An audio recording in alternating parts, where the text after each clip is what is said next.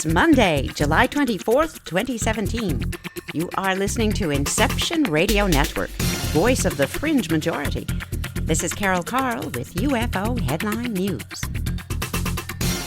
Well, who's up for going young moon hunting tonight? Well, not actually tonight. We can do this starting at dusk. Here's the story from earthsky.org. Tonight, find an unobstructed horizon in the direction of sunset shortly after the sun goes down, if you can. And at that point, perch yourself on a hill or balcony so that you can view a bit more of the sky beyond your ground level horizon. And then, as the twilight fades around you, search for that pale, whisker-thin, waxing crescent moon. As one writer recently said, as slender as an eyelash, near the sunset point on the horizon. You might try starting your search 30 or 40 minutes after sunset, and ye old binoculars will come in handy. If you're lucky, you might also get to see the star Regulus and the planet Mercury. From mid-northern North American latitudes, the moon follows the sun beneath the horizon just an hour after sunset. If you're in the more southerly latitudes, like those in South America, the moon stays out longer after sunset, so that young moon and Regulus and Mercury should be easier to spot from your part of the world. If you're hearing this broadcast in the northerly latitudes of the eastern hemisphere, you might have to wait until after sunset July 25th for your first glimpse of the moon's return to the evening sky. And southerly latitudes in Africa, well, for you and in Australia, there's a decent chance of spotting the young moon after sunset tonight, July 24th. The moon turned new yesterday, July 23rd at 9:46 UTC, in case you're wondering. At Northern American time zones, that places the new moon at 6:46 a.m. UTC. If you want more precision, there'll be a chart for your consultation later at ufoheadlinenews.com. The moon will be more than 1.5 days old by the time North American residents catch that young moon tonight, July 24th, after sunset. And if you catch the moon, or even if you miss the moon, try looking for Mercury and Regulus in the deepening evening twilight. And as you're probably well aware of by this point, next month in the United States, the new moon will actually pass right in front of the sun. Yep, August 21st, 2017, that total solar eclipse. We'll have more about that as it approaches. The bottom line, tonight, July 24th, 2017, and tomorrow night, enjoy the young moon's return to the evening sky. And did you catch any flashes in your night sky last night or the night before? Well, 2 meteor showers currently underway. The Perseids, which we talked about, and the Delta Aquarid meteor shower, currently both underway, flashing in your sky. We'll cover the Delta Aquarids a little bit more tomorrow. Let's hop over to BGR.com, an article by Mike Weiner. Headline, Scientists have a new plan for finding extraterrestrial life in our solar system.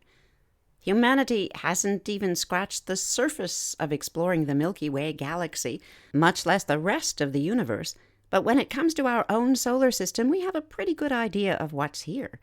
We know there's no spacefaring races hiding out in the craters of Mars or silently spinning inside Jupiter's great red spot.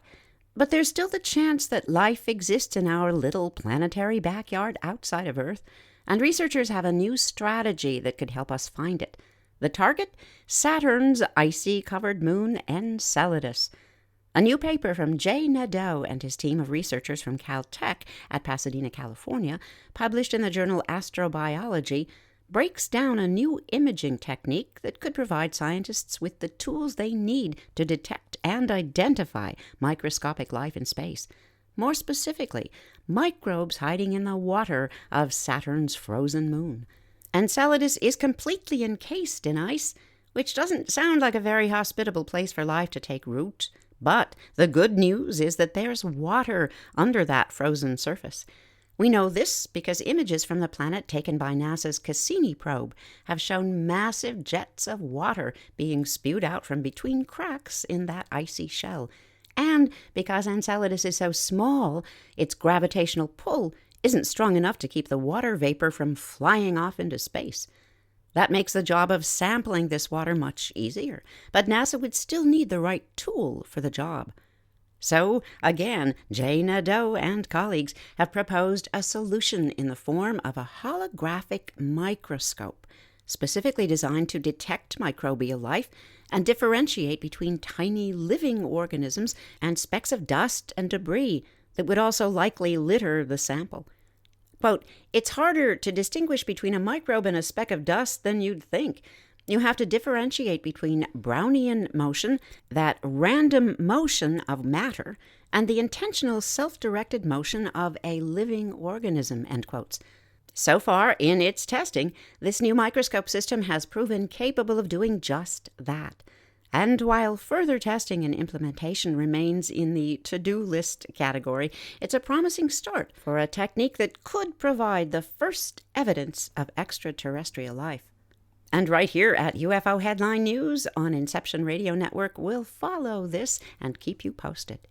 Oh, let's jump into the meat and potatoes of the UFO Headline News, shall we? Or should you prefer the sprouts and tofu? Headline: Video of UFO flying over Glasgow shared online. Oh, yes, it is. You'll be able to find a link to this video. It's curious. You can find it later at ufoheadlinenews.com, of course. Our source, thescotsman.com, with a byline for Amy Watson, who begins, "It's a close encounter of the blurred kind." A video filmed in the East End of Glasgow on Monday, a week ago, has attracted debate online over whether or not it captures a UFO. The clip, uploaded by David Rhodes, shows a bright circular light in the distance. Rhodes said in a comment posted online, quote, "It disappeared right after the video ended, and the sky was clear. Spooky," end quotes. Amy Watson writes that amateur photographs and videos of UFOs have a huge following, with the town of Bonnybridge near Falkirk being a mecca for enthusiasts from all over the world. In fact, earlier this year, pictures of a UFO spotted near the Kelpies went viral. Heather McEwen from Falkirk took some shots of the famous landmark in May and later spotted a strange object in the image she'd taken. Heather said, quote, "I came home and it wasn't till the following day when I was showing my daughter the pictures that she spotted the strange object. Curious, I took the camera and had the picture blown up. I contacted UFO website BEAMS, that's an acronym for the British Earth and Aerial Mysteries Society, and sent them the picture. They were very interested. They asked me to send the original files, which I did. After examining the files, they believe that this isn't a plane or a drone, and they don't think it's a reflection from a camera. In fact, they've now put it up as a UFO on their website," end quotes. Let's keep our eyes to the skies over the Kelpies and Scotland in general. It's just a hop, skip, and a jump over to Chelmsford, where we find this headline from EssexLive.news. 2 large UFOs have been seen flying over Chelmsford. We assume this was written by staff. There isn't any byline. Here's the story. A man has described his surprise at seeing 2 large UFOs in the sky over Chelmsford. The resident, who did not want to be named, saw these objects in the air over Manor Road, where he lives, on Monday afternoon, the 17th of July. The 2 UFOs, which were different shapes, were first spotted by a group of people in the street just outside the city center. The man who contacted Essex Live said he was in his garden when he saw a small group of passerbys staring up into the sky. Quote, "I heard one of them say, 'Is it a bird?' But then the others said, 'That is no bird,' end quotes," he said. The anonymous witness continues, quote, "When I looked up, I saw 2 large objects in the sky. They were jet black underneath. They were quite big and quite high up. They were sort of rolling over and over in the sky. At first I thought they might be bits of a large balloon, but they didn't move in that way. And then I wondered if they were bits of plastic that had somehow got up into the sky, but they were moving faster than the wind, which didn't make sense. One was almost a cylinder shape, and the other was longer. It was very strange. There was no way these were airplanes. At this point, I rushed indoors to get my camera, and when I came back, they had moved a bit further away, but I still managed to get a few snaps. I have never seen anything like this before. I have no clue what these were. They seemed almost to be linked together, as they kept roughly at the same distance apart the entire time. I watched them move off into the distance as they headed towards the cricket ground, but then I lost sight of them. I wouldn't like to say what they were. I really have no idea." End quotes. The man has since shown the photos to 6 or 7 people, and no one has been able to hazard a guess at what they might be. Head on over later, gentle listeners, to UFOHeadlineNews.com. Take a look at those photos. See what your deduction is. A shift in trajectory for this next sighting, and we have to go back in time a little bit, because the date here is August 31st, 2003. This is MUFON case number 84949. The witness did not submit this sighting until July 8th of this year. Here's the summary. Stationed in Iraq, 2003, saw a small, slow-moving, hovering fireball. It looked like a small 30-foot orange sun. The sighting specifics, well remembered by this witness, include a viewing distance of 501 feet to 1 mile. The altitude was treetop. The sighting duration 5 minutes. Object features, other. The flight path of this object is described as hovering and then path, then a path that included directional change, and then a path, and then more hovering. And this object shape, fireball. There's no mention of meteorology, but here's the very interesting sighting itself. I was on guard station in a small building in Iraq in 2003. I was looking out toward the Tigris River when I saw what looked like a fireball. It looked exactly like some of these fireball orange pictures of the sun. This thing was maybe anywhere from 30 to 60 feet in diameter, a solid sphere of fire. It rose up from what looked to be the Tigris River itself and moved very slowly and smoothly. It hovered maybe 50 feet off the ground and then started moving parallel to the ground, still very slow and smooth. This thing moved maybe 100 feet and then started on an upward direction. And then it almost vanished, but it looked instead like it took off straight up at a very high speed. I have been all over the world. I was in the Army for 7 years. I have never seen anything like this ever in my life. I reported it, and it was quickly dismissed. But a team, including myself, got put together within 20 minutes, and we went out to investigate. Nothing was found, but the vegetation there was very dense, very tall grass, probably 10 to 15 feet tall. Never got an explanation of this object, and we've never seen anything like this again. I had been on the front gate guard post that night around 10 to 11 p.m. local time. It was very quiet. There was no one around anywhere because there was a curfew. I am unaware of any type of ordnance that can do that, as slow and smooth. This object seemed to be going no more than 5 to 10 miles per hour, very smoothly. No noise was heard from it. I was within 100 to 300 feet or so of this object. If you look at a map of Samara and find the police station next to the cemetery just over the main bridge and into the main city, well, I was looking from that front gate. Our witness continues, adding that he would be willing to discuss this and possibly willing to disclose his identity. He said he really would love to know what he saw. It's bugged him ever since. Understandably, there is a comment space at the bottom of all the sighting submissions at UFOstalker.com. If anybody out there hears this and knows anything about this sighting in Iraq in 2003, now's your chance to jump on in. Hang on, we're going to shift our location greatly. We'll come back over lots of land, lots of water, and we'll hover over La Center, Kentucky. We're going to guess that's right about in the center of the state. It's MUFON case number 85297. The sighting date and the submission date, the same date, July 23rd, 2017. Here's the summary. I witnessed the constant appearance and disappearance of a star-like object, which had a trajectory yet remained stationary. The sighting specifics offer us a viewing distance, in this case, of over 1 mile and eventually unknown. The altitude was over 500 feet. Nope, no cloud cover. The object features are simply reported as none, and the flight path was stationary, hovering, then path, and then a straight line path, and then a path. If you have a Lowe's Advantage card, you can get an extra 5% off every day on items big or small. So you can save an extra 5% on a new coat of paint, updating appliances, replacing the flooring, and even save an extra 5% on little things like cleaning supplies, laundry detergent, and air filters. The big to-dos to the everyday essentials. You get an extra 5% savings every day when you use your Lowe's Advantage card. If you don't have one, apply today. All projects have a starting point. Start with Lowe's. Subject to credit approval and can't be combined with any other credit offers. Exclusions apply. See store for details. U.S. only. With yet more hovering. And according to our witness, the object shape category does not apply. Let's hear about this sighting in the first-person words of our witness. Around 2 a.m., I had taken my dog outside to take care of business, and while waiting, I sat in my lawn chair and looked up at the night sky.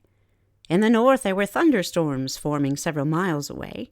However, the remaining sky over me was very clear.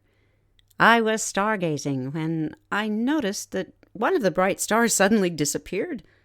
As I continued to watch, the star reappeared in the same place.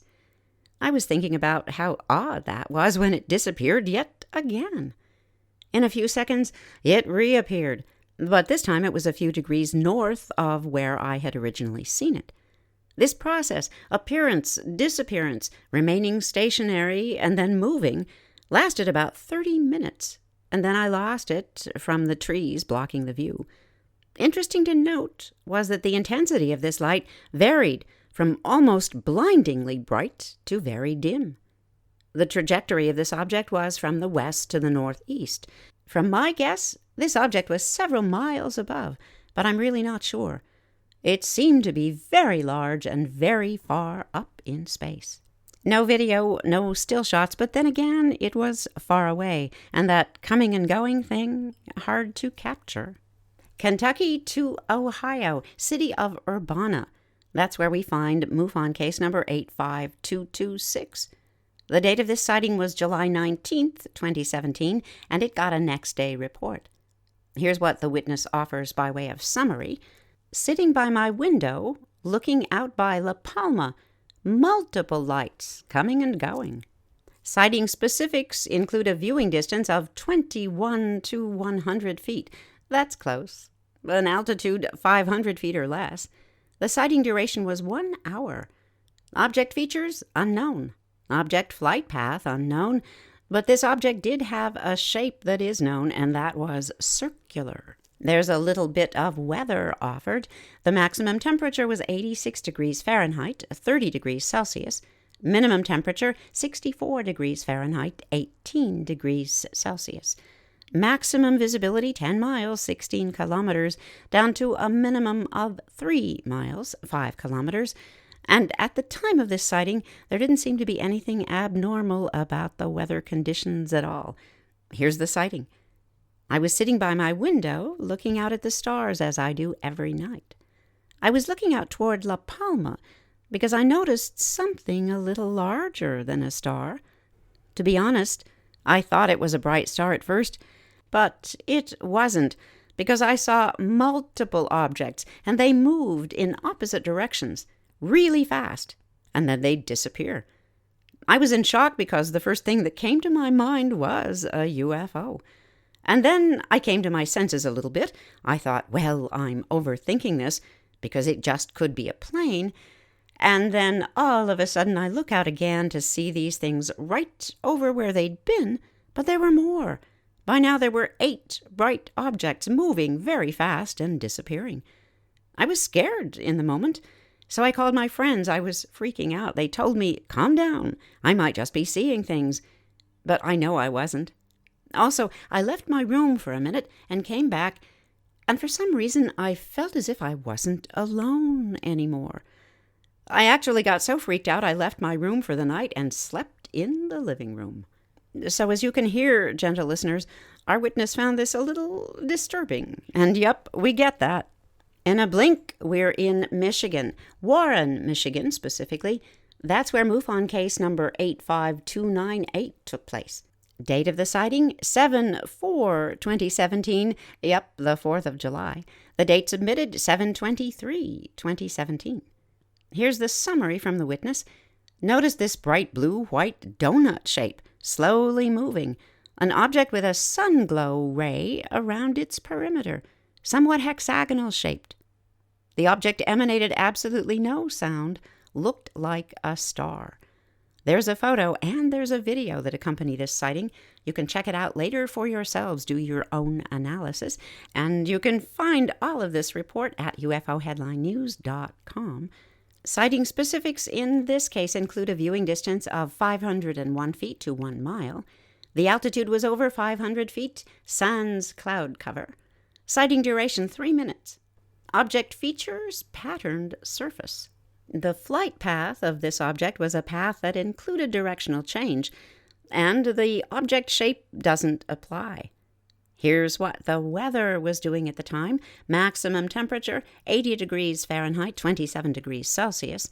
The visibility factors, all three, maximum, mean, and minimum, stood the same, 10 miles, 16 kilometers. And weather-wise, nothing abnormal. The sighting seemed to go something like this. During the 4th of July, there were local fireworks being set off in our area just after dusk.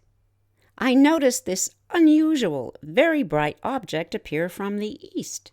It was traveling west at a slow rate, but occasionally would move up and down swiftly.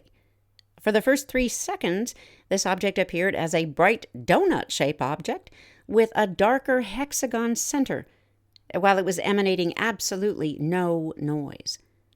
After 3 seconds of filming this object, the object changed instantly into a brighter and smaller star-like shape, and finally faded away to the west of my view. I have never observed anything like this in my life before. Oh, and by the way, I was totally sober that night. This was very unusual. I know it wasn't a weather balloon. It seemed to be some craft. I know it wasn't a 4-light drone. I just wish I had answers, and I'm glad to share this. And we're glad you did, witness. Wish we had answers to provide, but nope. If you're ready to rock, well, let's rock on over to Big Rock, Illinois. MUFON case number 85227. The date of this sighting was January 22nd, 2017. For some reason, our witness didn't get around to submitting it until the 20th of July this year. The summary: caught on night vision, visible to the naked eye. The object here is videoed, and there's a warning, rough language, but you can certainly understand as you watch what the witness might have been experiencing. The sighting specifics offer a viewing distance unknown, altitude likewise. The sighting duration was 1 minute. Object features, none. Object flight path, path with directional change. And our witness lists the object shape as star-like. Meteorology-wise, well, the maximum temperature at the time in Big Rock, Illinois, was 68 degrees Fahrenheit, 20 degrees Celsius, dropping down to a minimum temperature of 42 degrees Fahrenheit, 6 degrees Celsius. Remember, it was February. The maximum visibility, 10 miles, 16 kilometers. The mean visibility, 4 miles, 6 kilometers. The minimum, well, the conditions were foggy, suffice it to say. So here's what happened. Around 7:54, I spotted an orb of light. I spotted this with a night vision camera LCD, tracked it. It was weaving about from west to southeast. I looked away from the camera to see if it was visible to the naked eye, and it was, bright as a star. This thing disappeared behind the tree line, and that's when I lost track with a night vision optical specs. I had a Handycam mounted to a Mantis Generation 3 night vision scope. My assessment? Appears like a bird or bat's flight, but there were no bugs in February, nothing for these creatures to feed on. The lighting was too consistent for this to have been lights from a passing car headlights. My eyes aren't that good. I have included with this account raw footage and enhanced footage. Please excuse the language in the video. I couldn't contain myself. Watch the video, gentle listeners, and you'll see why. We can see from the clock on the wall we gotta go because that's a wrap.